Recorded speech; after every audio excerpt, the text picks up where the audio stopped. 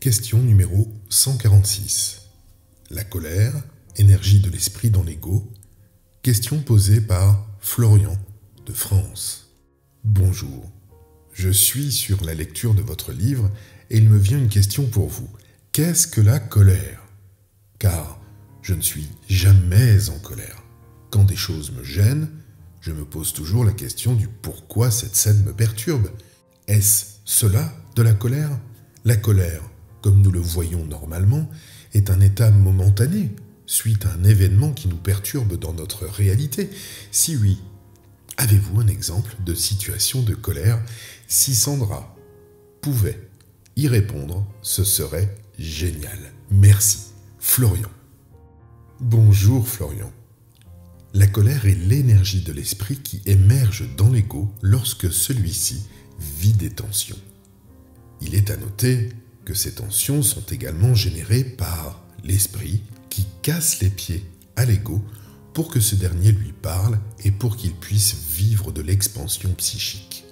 Toute réflexion psychologique qui tue la colère de l'esprit dans l'ego résulte de l'interférence d'entités qui bloquent cette énergie à partir de la personnalité subjective de la personne.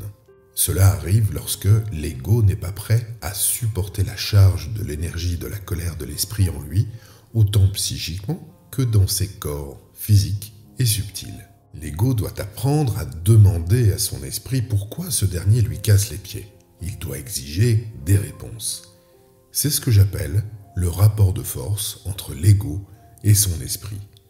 Il est donc nécessaire que l'individu communique avec son esprit, plutôt que de réfléchir à la vie.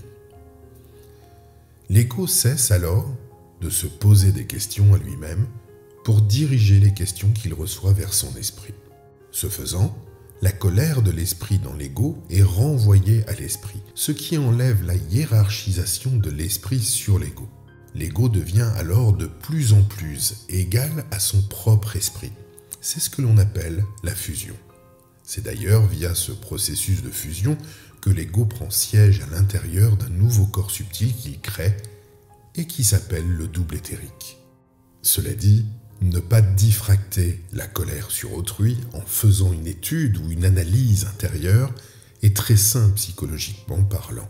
Toutefois, ce faisant, il n'y a pas de fusion entre l'ego et l'esprit qui s'actualise. Autrement dit, le double éthérique ne se crée pas en agissant ainsi, car l'ego reste dans la psychologie de la vie, plutôt que de vivre la vie psychiquement, en rapport avec sa personnalité multidimensionnelle.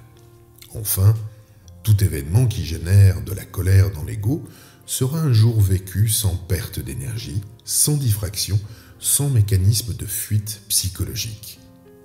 Ainsi, si je suis en colère due à une personne qui me bouscule dans mes énergies, je vais m'adresser à mon esprit pour exiger qu'il cesse de passer par autrui pour me casser les pieds. Et ensuite, je pourrais lui demander pourquoi elle me fait subir ça, exiger des réponses, pour enfin intégrer l'intelligence de l'esprit en moi. En conclusion, la colère est l'énergie de l'esprit qui émerge dans l'ego lorsque celui-ci vit des tensions. Au plaisir. Sandra Vimon. Ce texte est tiré du site www.supramental.biz. Voix narrative, Romain Lezen.